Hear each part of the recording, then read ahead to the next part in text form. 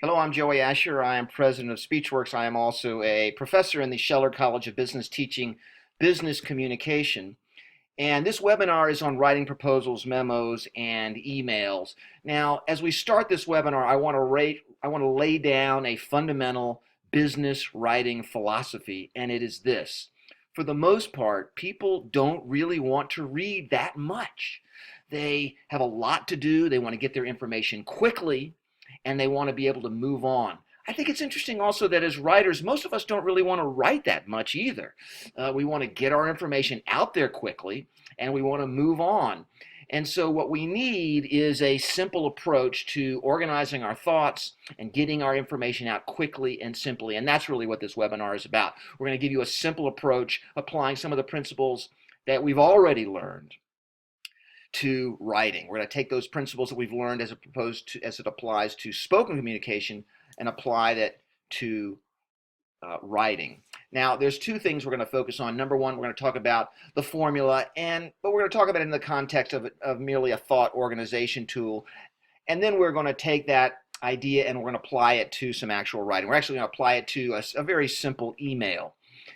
I should be clear what this webinar is not about. It is not about how to write a sentence, how to write proper grammar, how to spell properly, syntax. None of that stuff is included here. We're really just talking about how do we take our ideas and use the formula as a tool for structuring messages that are in writing, emails, memos, proposals, etc. So with that said, let's move into the formula. Remember, this is our old friend, the formula. It's a method for organizing our thoughts. It's based on the old idea that stories should have a beginning, a middle, and an end. You tell them what you're going to tell them. You tell them what you told them. You start with a hook, something that grabs the attention, in this case, of the reader, and you do it in the exact same way by focusing on something you know the reader is interested in. Then you have a clear message objective. You have a sentence that makes it really clear what's your idea, what's this email, what's this proposal fundamentally about, and then you're going to keep your message to 3 points. Now, I do think that in writing, I don't want to get too hung up on the idea of 3 versus 4 versus 5, but I do think, once again, I come back to the fundamental idea that readers don't really want to read that much, and so we really need to make sure that we do the work to simplify our messages, that we decide what's most important for our readers to know, and we focus on those things.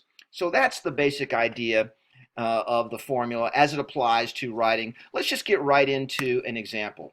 So, excuse me, this is an example of an email that was written by my colleague Mark Dorfman, who, in fact, Mark, by the way, is another professor at Scheller.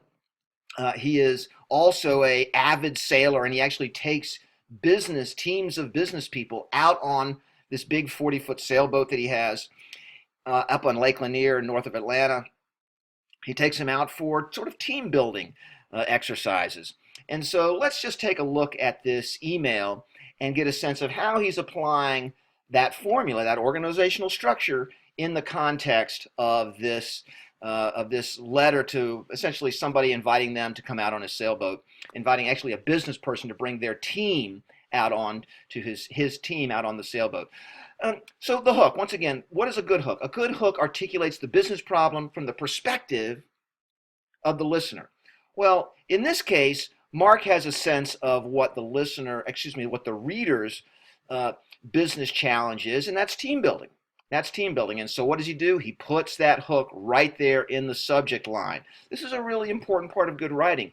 Your subject line should include a focus on what is the listener's concern. That's what's going to make him or her pay attention. That's what's make him or her open the email to begin with. If the subject line has something that really grabs their attention, if it's about team building, you know that the reader is interested in team building, so you put that in the subject line. Team building on a sailboat, as opposed to let's go sailing on Lake Lanier. Well, maybe he's interested in sailing in Lake Lanier, but you do know that from a business perspective, the business challenge is how do I build a better team? So you put that in the subject line.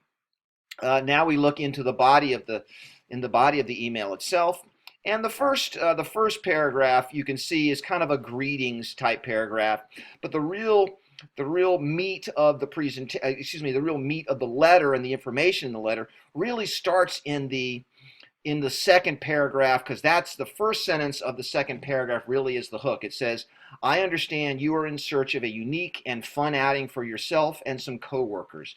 Okay, once again, he is focusing what he understands to be the business challenge that he is looking for.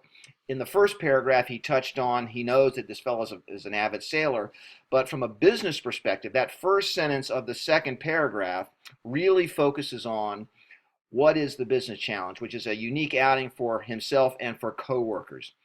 That's the hook. He's grabbing the attention by focusing on what the reader is most interested in, and then he goes to what we would call the message objective, which is, well, what's he proposing? And he says, I may have a perfect solution for you, an adventure aboard my 40-foot sailboat on Lake Lanier. That's the idea. So the hook is, I understand you're looking for a team building exercise for your team. Why don't you come on to my sailboat on Lake Lanier? And then we move into the 3 points. And once again, just like we do in spoken communication, we're going to keep our message simple by focusing on what are the 3 most important ideas. In this case, he has done something, Mark has done something which in writing is really important, which he's had simple bullet points and he's had nice simple headlines. So each bullet point has a nice clean headline, real world team building, and he talks a little bit about that. Beautiful scenery, then he talks a little bit about that. Ultimate relaxation, then he talks a little bit about that. Now, when it comes to writing, I do think it's really important to break your message up into headlines and bullet points. I come back to the fundamental principle we started at the beginning. In business, we have to read so much. We want to be able to process this information quickly, and so we break it into bullet points, and we even make those bullet points clear by having headlines for the bullet points. Now, in this case, this is just an email, so he hasn't written much under each of the 3 headlines. If it were a proposal, we go into much more detail. We go into the evidence, we go into the data, we go into all the sorts of evidence that we have supporting whatever that key message is. Since it's an email, we're going to keep it relatively short. But once again, I hope you see that the fundamental principle shouldn't be any different from this as opposed to an email, a memo, a proposal, or even, in my case, a book. As many of you know, I've written several books around communication skills. And if you go back and you look at all of my books, every single one of them is broken into 3 or 4 sections, 3 big sections, and then I have lots of sub chapters under each of them. But the idea is, once again, you're going to take the big ideas and you're going to break them into big chunks, making it easy for your listeners. Then, at the very end, you're going to have a simple sign-off. We're not going to do a big recap because you don't really need to do that in writing. It's all written there so they can sort of almost recap it for themselves by looking back at the 3 key messages. But once again, you're just keeping your message nice and simple. Let me recap. What are we doing here? We're using our formula, a nice simple formula to structure our thoughts, and then we're just applying it to written communication. This is a simple idea. It shouldn't be that complicated. I hope that you'll find this useful as you go forward with your written assignments, but also for writing in general in business. Thank you.